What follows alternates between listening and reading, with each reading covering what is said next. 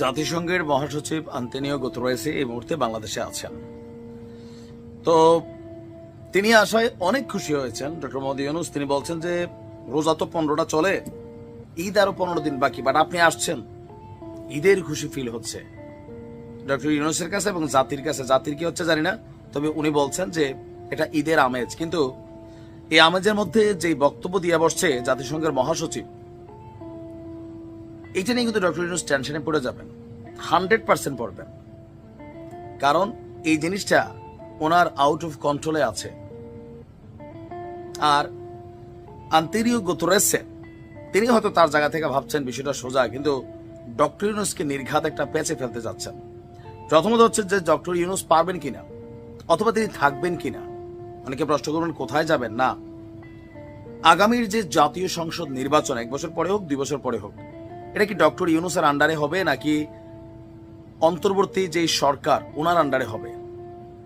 এখন বিএনপি বলছে ডক্টর ইউনূসের আন্ডারে এই জাতি একটা নিরপেক্ষ নির্বাচন আর পাবে না, চান্স কমে যাচ্ছে। কারণ জাতীয় নাগরিক পার্টিকে তিনি এবং তার এই টিমের মধ্যে প্রধান যারা বড় বড় খেলোয়াড়, ডক্টর আসিফ নজরুল স্যার, তিনিও ছাত্রদেরকে আগামী দিনে রাষ্ট্রীয় ক্ষমতায় দেখতে চান। জুলাই আগস্টের যেই স্পিরিট সেটাকে নিতে গেলে ছাত্রদেরই দরকার, এরকম বক্তব্য দিয়া, বা আমাদের উপদেষ্টা রেজওয়ানা ম্যাডাম ওনারা যে সকল কথাবার্তা বলেন, বিএনপির মতো অলরেডি সন্দেহ, গণ অধিকার পরিষদের সন্দেহ, তারপর জামাতের মধ্যে কিছুটা সন্দেহ তৈরি হচ্ছে। আস্তে আস্তে বোঝা যাচ্ছে উপদেষ্টা মাহফুজের বিবৃতি নিয়ে যে আপনারা নিরপেক্ষতা কিন্তু হারাচ্ছেন। এই টোটাল যে সার্কামস্টেন্সেস তৈরি হচ্ছে, পরিবেশটা তৈরি হচ্ছে, এই পরিবেশে একটা সুষ্ঠু নির্বাচন, তাও জাতিসংঘের মহাসচিব কি বলছে, পৃথিবীতে নজির সৃষ্টি করবে। তার মানে শব্দগুলোর আপনার বাংলা অর্থ বুঝতে হবে। আমরা বলি যে দৃষ্টান্তমূলক, মানে এমন একটা বিচার করো যেটা দৃষ্টান্ত হয়ে থাকবে, 10 জন বলবে ইয়েস, ওই রকম একটা বিচার হয়েছিল রে। মানে আমরা যারা আন্দোলনতা আছি, আসিয়া ইস্যুতে আমরা বলছি না যে একটা দৃষ্টান্তমূলক নজির, মানে নজির সৃষ্টি করবে এরকম একটা শাস্তি চাই। নিশ্চয় শব্দটার গভীরতা বুঝাইতে পারছি। বাংলাদেশের আগামী নির্বাচন পৃথিবীতে নজির সৃষ্টি করবে বলে আশাবাদ ব্যক্ত করেছেন জাতিসংঘের মহাসচিব আন্তোনিও গুতেরেস। আর এটা সরকারের কাছে তিনি প্রত্যাশাও করছেন যে এমন একটা নির্বাচন সরকার আমাদেরকে উপহার দিবে। প্রশ্ন হচ্ছে, এই যে পৃথিবীতে নজিরবিহীন নির্বাচন দেওয়ার জন্য এই সরকারের রাইটটাও কতটুকু ক্যাপাবিলিটি আছে? কিছুটা আছে, তবে একটা জাতীয় নির্বাচন পরিচালনা করার মতন ক্যাপাবিলিটি আমাদের পুলিশের বা এই মুহূর্তে মাঠে সেনাবাহিনী আছে। অতীতে যখন সেনাবাহিনী নামতো, বুট জুতার আওয়াজে অনেক বুড়ো মানুষের পিসাব পড়ে যেত। বাচ্চারা রাত্রে না ঘুমাইলে মা বলতো, ওই যে শোন, ঠুক ঠুক ঠুক আওয়াজ, সেনাবাহিনী আসছে রে। জালনা খুলে পাবলিক আর্মির গাড়ি দেখলে বাড়ির বউয়েরা ভয়ে দরজা আটকা দিত, কখন জানি সেনাবাহিনী আসে। মানে একটা ভয় তৈরি হয়েছিল জাতির মধ্যে। তবে এই ডক্টর ইউনূসের সরকার আসার পরে অথবা জুলাই অভ্যুত্থানকে ঘিরে সেনাবাহিনীর প্রতি ভয়টা ভেঙে গেছে। দীর্ঘদিন মাঠে ডিপ্লয়েড থাকার পরেও দেশে পুলিশ আছে মাঝে মাঝে, এটাই তো মনে হয় না সেনাবাহিনী আছে। এটা তো এক ধাপ পরে, বাট মাঠে আছে।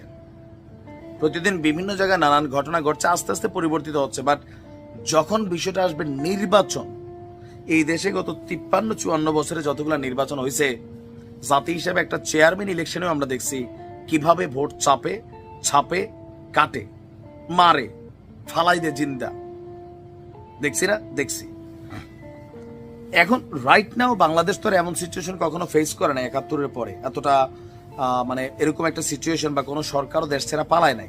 আওয়ামী লীগ সরকার পালাইছে। এই টোটাল সিচুয়েশন আইসা মাঠের শক্তিতে বিএনপি, জামাত অনেক জায়গায় কাছাকাছি লেভেলে আছে, আবার অনেকে কেউ থেকে বেশিও আছে।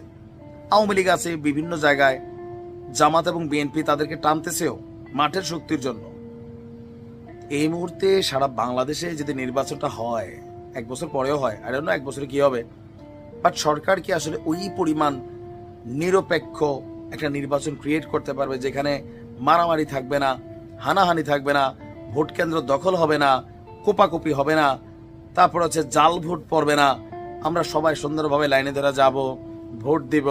তারপর যিনি বিপরীত প্রার্থী আছেন তিনি দাবি করবেন না যে ওইখানে কেন্দ্রে ভোট ডাকাতি হচ্ছে, আমরা সবাই হাসি হাসি যিনি পাশ করবেন জয়ের মালা দিয়ে তাকে বরণ করে নিব, মানে এটা কেমন না ভাবতে। কিন্তু এই বাংলাদেশে আমরা কিন্তু আসলে চাই, এরকম নির্বাচনে আমরা চাই। আমি আপনি কি চাই জরুরি না, যারা আমরা দল করি নিজের নেতাকে জিতাইতে জীবন দিতে রাজি আছি ভাই, কেন্দ্র দখলের দায়িত্ব নিতে রাজি আছি ভাই। এই মুডে থাকা ভাইদেরকে ট্যাকেল কইরা রাইট নাও একটা সরকার আছেন যারা, তারাও পক্ষপাত দুষ্ট অনেকটা জাতীয় নাগরিক পার্টির, তো তারা কিভাবে পৃথিবীতে নজির সৃষ্টি করা নির্বাচন দিবে? আবার এই সরকারের আন্ডারে বিএনপি আগামী দিনে গিয়া নির্বাচন মানে কিনা সেইটাও তো ভেজাল। এটা তো ওনার মান সম্মান ইজ্জতের বিষয় হয়ে যাবে যে এত বড় একটা দায়িত্ব তিনি পাইলেন, তারপর তিনি নিরপেক্ষতা হারাইলেন। হ্যাঁ, মানে এরকম অনেক কিছু কিন্তু চলে আসবে। তা আমার কাছে মনে হয় আন্তরিক উত্তরের যে বক্তব্যটা, যে তার প্রত্যাশা, এটা ডক্টর ইউনূসকে বিপদে ফেলে দিচ্ছে। কারণ তিনি অলরেডি কিন্তু বাস্তবতা হচ্ছে পক্ষপাত দুষ্ট জাতীয় নাগরিক পার্টির পক্ষে, আর বাকিগুলো তো বাদে দিলাম। কি ঘটবে আসলে আপনার মনে হয়? দর্শক, জাতিসংঘের মহাসচিব আন্তোনিও গুতেরেস সম্প্রতি বাংলাদেশ সফর করেছেন। তার এই সফর ছিল অত্যন্ত কর্মব্যস্ত এবং গুরুত্বপূর্ণ। সফরে তিনি বাংলাদেশ সরকারের চলমান সংস্কার প্রক্রিয়া, রোহিঙ্গা সংকট এবং গণতান্ত্রিক রূপান্তর নিয়ে বিভিন্ন রাজনৈতিক দলের সঙ্গে বৈঠক করেন। সফরের শেষে তিনি এক সংবাদ সম্মেলনে তার অভিজ্ঞতা ও জাতিসংঘের অবস্থান তুলে ধরেন।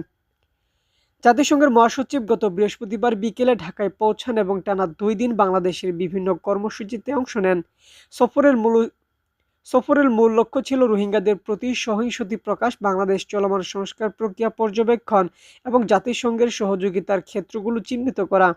তিনি কক্সবাজারে রোহিঙ্গা শিবির পরিদর্শন করেন এবং সেখানকার শরণার্থীদের সাথে সলিডারিটি ইফতার করেন। পরদিন শনিবার তিনি ঢাকা জাতিসংঘের নতুন ভবন উদ্বোধন করেন এবং দেশের বিভিন্ন রাজনৈতিক দল এবং ঐক্যমত কমিশনের সঙ্গে বৈঠক করেন।